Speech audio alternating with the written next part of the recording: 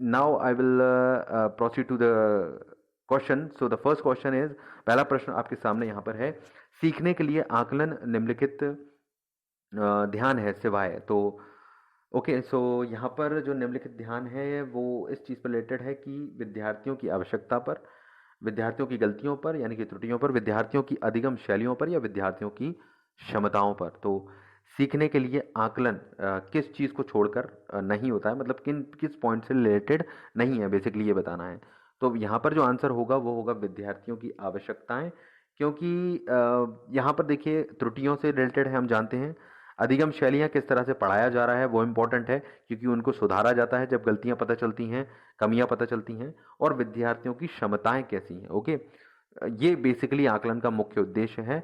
ये जो पॉइंट है फर्स्ट वो यहाँ रिलेट नहीं करता है, तो this will be the right answer for this first MCQ. Okay, learning से रिलेटेड था ये प्रश्न. अगले प्रश्न को लेते हैं, लर्निंग से ही रिलेटेड है. आज के काफ़ी प्रश्न आपको लर्निंग से रिलेटेड होंगे, तो ऑलमोस्ट होंगे. तो ये एक इम्पॉर्टेंट पार्ट होता है सभी सिलेबस का, सभी टीचिंग एग्जाम में.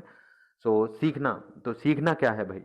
तो यहाँ पर सीखने वाले के संवेगों से प्रभावित नहीं होता है, ये पहला पॉइंट है. संवेगों से क्षीण संबंध रखता है, सीखने वाले के संवेगों से स्वतंत्र है. और चौथा है, सीखने वाले के संवेगों से प्रभावित होता है. ओके, तो यहाँ पर करेक्ट आंसर होगा फोर्थ. फोर्थ ही राइट आंसर होगा इसका. सीखने वाले के संवेगों से प्रभावित होता है. इट इट इट मीन्स कि जो इमोशंस हैं, जो फीलिंग्स हैं, उनसे सीखना बहुत प्रभावित होता है. और ये हम जानते हैं, अगर कहीं ना कहीं बच्चा मोटिवेटेड फील नहीं करता, खुशी महसूस नहीं करता, रुचि नहीं है उसकी, तो सीखने में वो चीज़ अपने आप ड्रॉप हो जाती है, उसकी जो कैपेबिलिटी है. तो उस तरह का ये कनेक्शन है, समझ रहे हैं आप. आगे चलते हैं. कौन सा सतत और व्यापक मूल्यांकन का उद्देश्य नहीं है. तो कंटिन्यूस एंड कंप्रीहेंसिव एवेल्युएशन का ऑब्जेक्टिव इनमें से कौन सा नहीं है. पहला है याद कर रखने की प्रक्रिया के बदले सीखने पर बल देना. दूसरा है छात्रों के सीखने की प्रक्रिया और परिवेश पर ध्यान देना. सीखने की प्रक्रिया को अध्यापक केंद्रित कार्य बनाना. और चौथा है बोधात्मक मनुप्रेरक भावनात्मक कौशलों के विकास में सहायता करना. ओके, क्लियर है. तो यहाँ पर ये चीज़ है. अब इसका जो राइट आंसर होगा वो होगा सीखने की प्रक्रिया को अध्यापक केंद्रित बनाना. तो ये यहाँ पर है, कौन सा सतत व्यापक मूल्यांकन का उद्देश्य नहीं है. ओके, तो ये बिल्कुल भी नहीं है कहीं से कहीं तक. तो ये होगा इसका राइट आंसर. अगला प्रश्न देख लेते हैं, कौन सा सतत और व्यापक मूल्यांकन का उपकरण है. उपकरण बताना है हमें कंटिन्यूस और कंप्रीहेंसिव इवैल्यूएशन का. तो ऑप्शन होगा यहाँ पर निरीक्षण, प्रश्नावली, जांच सूची या उपरोक्त सभी. तो यहाँ जो ऊपर तीनों पॉइंट दिए गए हैं वो तीनों ही यहाँ पर वैलिड हैं. तीनों ही उपकरण हैं कंटिन्यूस एंड कंप्रीहेंसिव इवैल्यूएशन के. So these three all these three are correct. So fourth is the right answer, यानी कि उपरोक्त सभी इसका करेक्ट आंसर होगा फोर्थ नंबर के एमसीक्यू का. ओके, क्लियर है with logic. So fifth question देखते हैं, वह मूल्यांकन जो विद्यालयों के दिशा निर्देश पर तो किया जाता है परंतु बोर्ड स्तर पर नहीं किया जाता. क्लियर है. देखिए, विद्यालयों के लेवल पर तो किया जाता है लेकिन बोर्ड स्तर पर नहीं होता है. तो वो मूल्यांकन क्या कहलाएगा.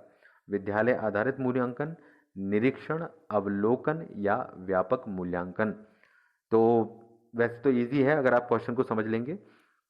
तो विद्यालय आधारित मूल्यांकन कहलाता है क्योंकि ये बोर्ड लेवल पर नहीं हो रहा है, विद्यालय के डायरेक्शंस पर हो रहा है. तो इसी से आपको समझ जाना चाहिए, बिल्कुल सिंपल क्वेश्चन है. ओके, अच्छे मूल्यांकन के मापदंडों को समझना है. और हाँ, ये इंपॉर्टेंट है कि आप इन एमसीक्यूज को अभी तो प्रैक्टिस कर रहे होंगे, बाद में प्रैक्टिस सेट की तरह एग्जाम्स के टाइम पर ज़रूर यूज़ कीजिए. It will provide you great help. Okay, काफ़ी टॉपिक्स कवर होंगे और काफ़ी इंपॉर्टेंट है ये, राइट. सो अच्छे मूल्यांकन के मापदंड हैं, ये प्रश्न है हमारा छठवां प्रश्न. युक्ति संगत, विश्वसनीय, तुलनीय या फिर उपरोक्त सभी. तो अच्छे मूल्यांकन के मापदंड में क्या इंक्लूड होगा यहाँ पर. तो जो इंक्लूड होगा वो होगा फोर्थ आंसर इसका करेक्ट होगा, क्योंकि जो ऊपर तीनों दिए गए हैं वो तीनों ही होने चाहिए इंक्लूड. ओके, तो fourth is the right answer for this sixth number MCQ. अगला प्रश्न है, एक शिक्षक प्रश्न पत्र बनाने के बाद यह जांच करता है कि क्या प्रश्न परीक्षण के विशिष्ट उद्देश्यों की परीक्षा ले रहे हैं. वह मुख्य रूप से प्रश्न पत्र की के बारे में चिंतित है. ओके, तो शिक्षक प्रश्न पत्र बनाने के बाद यह जांच करता है कि क्या प्रश्न पत्र जो जिस उद्देश्य से बनाए गए हैं वो उसकी उस लेवल को कंप्लीट कर रहे हैं या वो काम कर रहे हैं या नहीं, जिस वजह से वो बनाए गए हैं। तो इसमें क्या वो चेक कर रहा होता है? वैधता चेक कर रहा होता है, संपूर्ण विषय वस्तु को शामिल करने की बात कर रहा होता है, या प्रश्नों के प्रकार या विश्वसनीयता। तो क्या चेक कर रहा होता है? वो कर रहा होता है, किस चीज़ के बारे में चिंतित होता है? विश्वसनीयता। तो ये जो चीज़ है वो विश्वसनीयता से रिलेटेड होती है कि प्रश्न जिस चीज़ के लिए बनाया गया है आखिर वो काम कर रहा है या नहीं कर रहा है। ओके, अगले क्वेश्चन पर चलते हैं। 8th जो क्वेश्चन है, शिक्षण 4 चरणों वाली प्रक्रिया है। योजना, निर्देशन, मापन, मूल्यांकन। शिक्षण के संदर्भ में यह कथन किस मनोवैज्ञानिक का है? तो 4 चरणों की प्रक्रिया की बात किस मनोवैज्ञानिक ने कही है? हफ और डंकन ने, वाइगोत्स्की या पियाजे ने, हजबर्ग या साइमन ने, या मॉस्लो या बटन ने? तो इसको जो कहा है वो सेकंड ऑप्शन सही होगा, बिकॉज वाइगोत्स्की और पियाजे ने 4 चरण 4 स्टेजेस बताई हैं जो हमने कई बार डिस्कस की हैं। ओके, तो this will be the correct answer for this 8th number MCQ second. अगला प्रश्न ले लेते हैं। सीखने की अंतर्दृष्टि सिद्धांत को किसने बढ़ावा दिया है? अंतर्दृष्टि सिद्धांत किसके संबंध में मैंने आपको समझाया था। जो लोग लेक्चर देख चुके होंगे शायद जल्दी आंसर कर पाएंगे, otherwise you can refer now. So सीखने के अंतर्दृष्टि सिद्धांत को जो बढ़ावा दिया गया था वो गेस्टॉल्ट। तो गेस्टॉल्ट वादी जो सिद्धांत हमने बताया था आपको, उसमें किस तरह से कनेक्शन है, फिलहाल आप यही समझ लीजिए। ये गेस्टॉल्ट जो हैं, गेस्टॉल्ट, उन्होंने इस चीज़ को कहा था, इन्होंने ही बढ़ावा दिया है, इन्हीं को फॉलो काफ़ी मनोवैज्ञानिकों ने किया है। Okay, right. अगला प्रश्न है 10वां प्रश्न आपके सामने। सीखने की तत्परता डैश की ओर संकेत करती है?